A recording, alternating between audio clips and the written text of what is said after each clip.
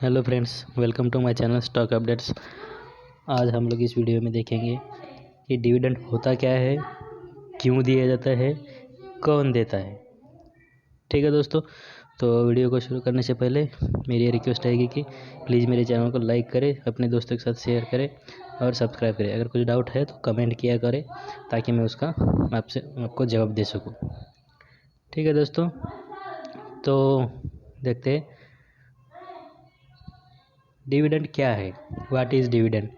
Actually dividend वो रहता है जो कंपनी प्रॉफिट में चलती है तो वो उस प्रॉफिट का कुछ हिस्सा अपने शेयर होल्डर को यानी स्टेक होल्डर्स को देना चाहती है, डिस्ट्रीब्यूट करती है। तो वो जो डिस्ट्रीब्यूट करती है अपना प्रॉफिट में से कुछ हिस्सा, उसी को ही हम लोग डिविडेंड कहते हैं।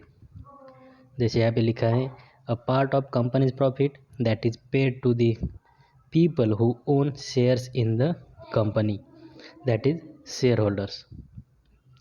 हिंदी में देखा जाए तो कंपनी के शेयर धारकों को मिलने वाला लाभांश, डिविडेंड को हिंदी में लाभांश कहते हैं।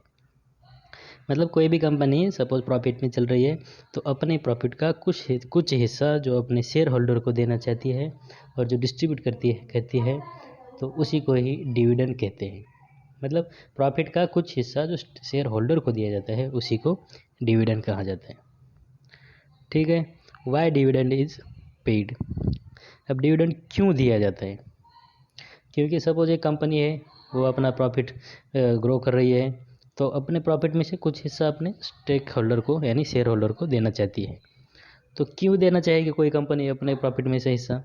ताकि जो इसके शेयर होल्डर्स है वो एक्चुअली इन्वेस्टर रहते हैं उस कंपनी में, तो वो अब इस कंपनी के इन्वेस्टमेंट छोड़ के दूसरी कंपनी में इन्वेस्ट ना करें। उनको अट्रैक्ट करने के लिए उनकी इन्वेस्टमेंट अपनी कंपनी में अट्रैक्ट करने के लिए वो कंपनी है अपने प्रॉफिट का कुछ हिस्सा अपने स्टेक होल्डर को यानी शेयर होल्डर को दे देती है, पे करती है। ठीक है, आया समझ में दोस्तों?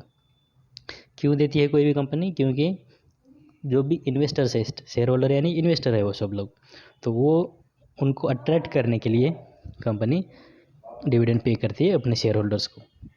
नहीं तो क्या होगा, सपोज कंपनी कुछ डिविडेंड नहीं पे कर रही है, भले ही प्रॉफिट अच्छा खासा कमा रही है और डिविडेंड नहीं पे कर रही, तो शेयर होल्डर क्या करेंगे? स्विच करेंगे इस कंपनी का जो अपना शेयर्स है वो बेच के जो कंपनी दूसरी डिविडेंड अच्छा खासा पे कर रही है तो उस कंपनी में इन्वेस्ट करेंगे, है ना। तो सिंपल सी बात है, वो तो उसमें तो कोई कंपलसरी नहीं है शेयर होल्डर पे कि तुम एक बार तुमने खरीदा शेयर्स तो तुम बेच नहीं सकते इसको, ऐसा तो कुछ है नहीं।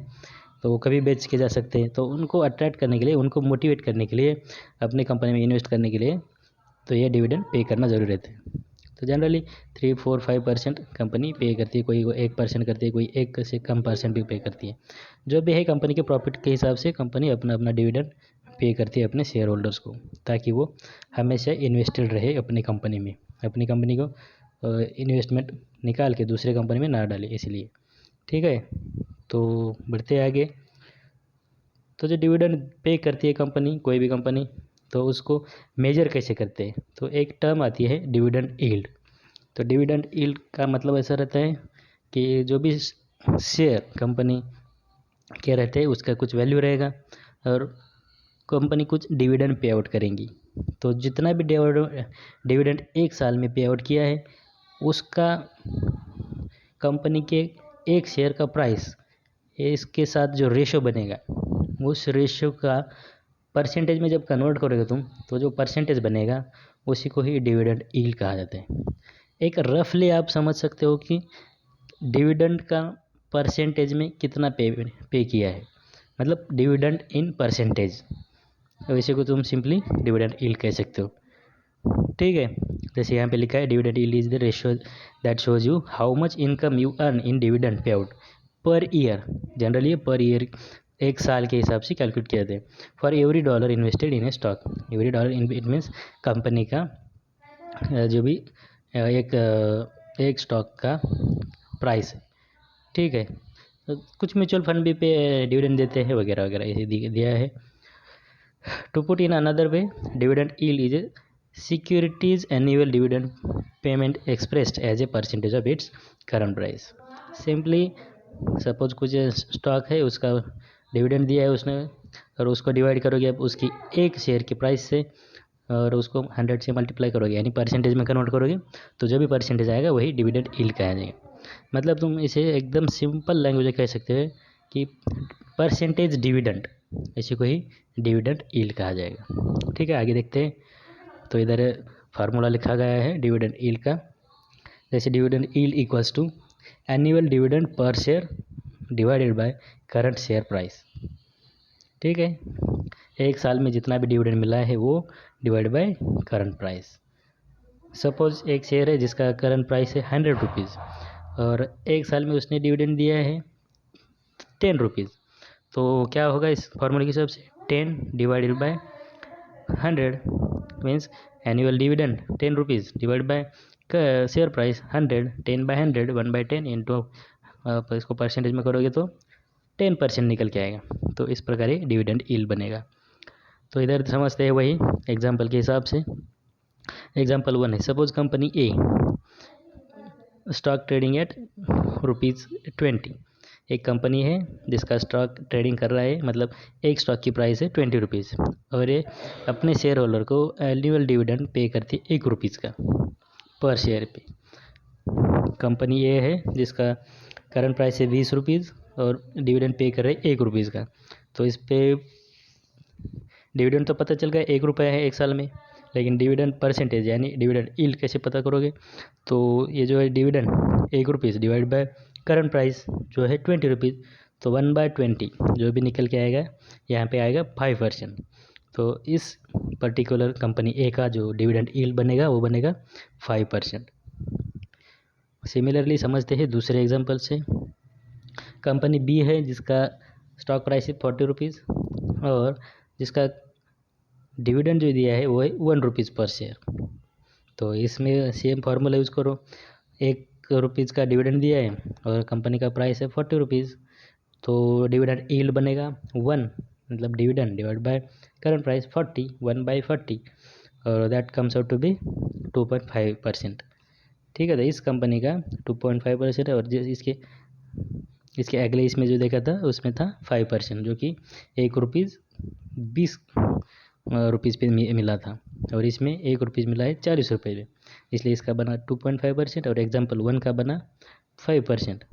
ठीक है दोस्तों, तो अब ये डिविडेंड तो कंपनी देती है, तो पर डिविडेंड का एक लॉस भी एक है कि कंपनी के पास का जो भी कैश फ्लो है वो कम हो जाता है, क्योंकि वो जो भी कैश फ्लो है कंपनी में, वो जिस सपोज उसको एक्सपेंशन करना है या कुछ कहीं और नया प्लांट डालना है तो इसके लिए कैश लगेगा।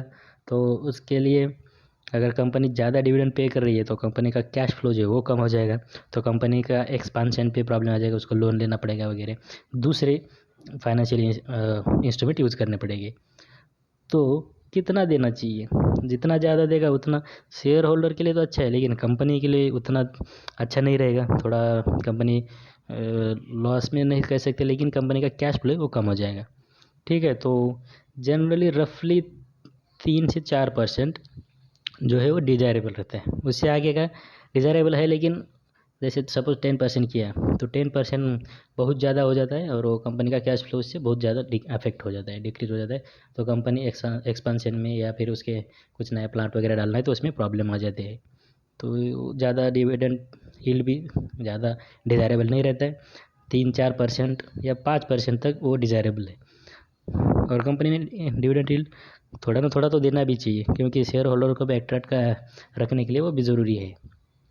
ठीक है, तो 3 से 4% अगर कोई कंपनी डिविडेंड देती है या उससे ऊपर तो एकदम अच्छा समझा जाता है, और फिर बहुत ज़्यादा भी नहीं देना चाहिए। ठीक है ना, क्योंकि कंपनी के पास एक्सपेंशन के लिए दूसरे उसके प्रोजेक्ट्स के लिए उसके पास कैश फ्लो भी चाहिए, तो ज़्यादा डिविडेंड देना भी सही नहीं रहता कंपनी के लिए। 3-4% वो सही है कंपनी के लिए भी और स्टेक होल्डर के लिए भी, दोनों के लिए। ठीक है दोस्तों, तो आशा करता हूँ कि इस वीडियो में कि डिविडेंड क्या होता है, डिविडेंड यील्ड क्या होता है वगैरह, कितना देना चाहिए, कंपनी देती है तो क्या इफेक्ट होता है उससे, तो कुछ फंडामेंटल आपको समझ में आया होगा।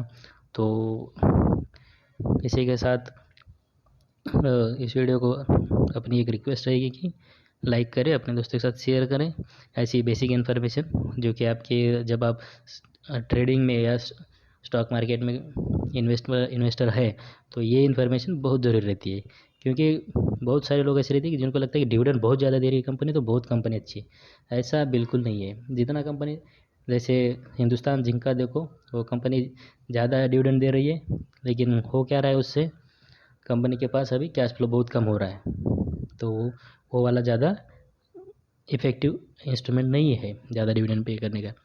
ठीक है दोस्तों, तो आशा करता हूँ कि आपको कुछ बेसिक चीज़ें फंडामेंटल समझ में आई होगी। अगर कुछ भी आपको अच्छा लगता है तो मेरे चैनल को लाइक करें, सब्सक्राइब करें और अपने दोस्तों के साथ शेयर करें। तो इसी ऐसी ही इन्फॉर्मेशन लेके आता हूँ अगली वीडियो में। तब तक के लिए थैंक यू, धन्यवाद।